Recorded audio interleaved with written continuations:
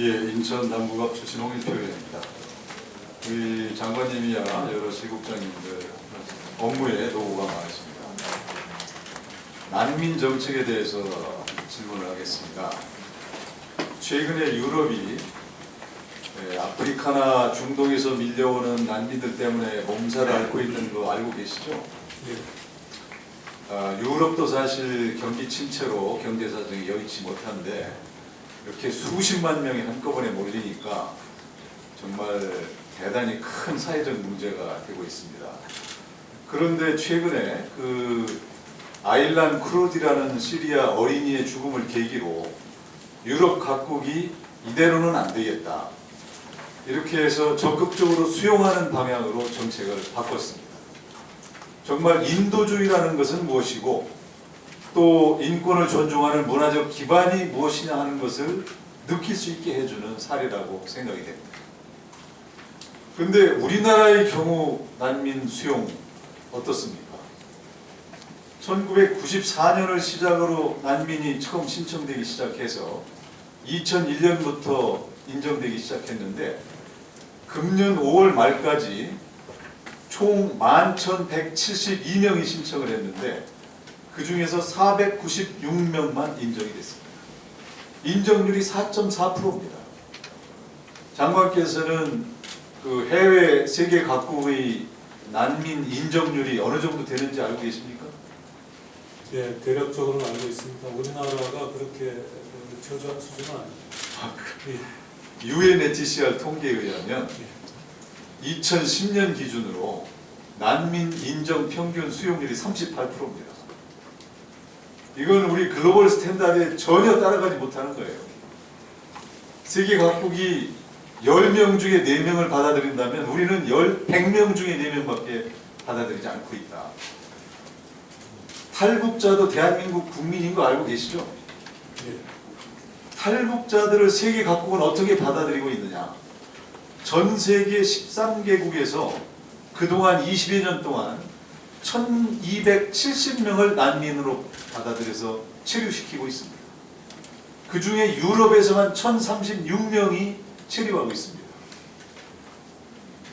우리가 흔히 세계 각국에 대해서 탈북자들을 인도주의에 입각해서 잘 보호해달라 이렇게 요구하면서 우리는 세계 각국에서 온 난민들에 대해서 이렇게 인색하게 대한다면 이게 과연 적절한 것이냐? 상호주의에 입각해서 보더라도 또는 인권을 존중해야 된다는 문화적인 지향점을 비춰봐도 또 GDP가 세계 11위라는 이런 경제력에 비춰봐도 이런 것은 이제 바뀌어야 된다 이렇게 생각이 됩니다. 장관 견해를 한번 말씀해 보십시오.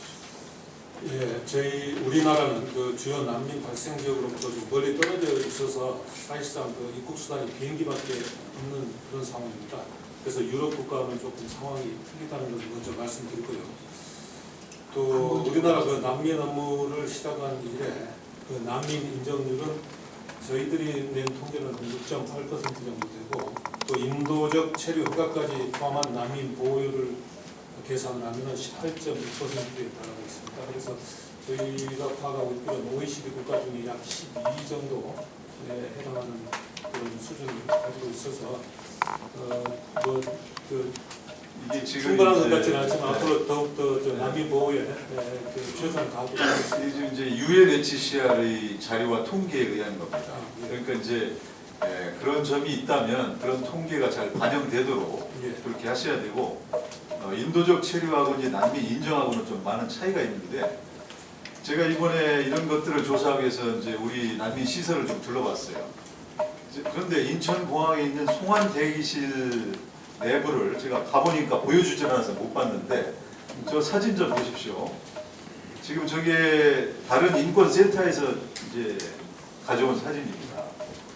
지금 이 송환 대기실은 난민 신청을 했다가 불해부 처분을 받은 사람 이런 사람들이 주로 머무는 곳인데 여기 이제 입국 불허자, 송환 대상자들하고 따로 구분이 안 되고 같이 머물고 있다고 그래요.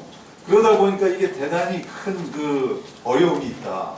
또 하루에 2끼 이상은 빵으로 식사를 해결하도록 이렇게 하고 있다.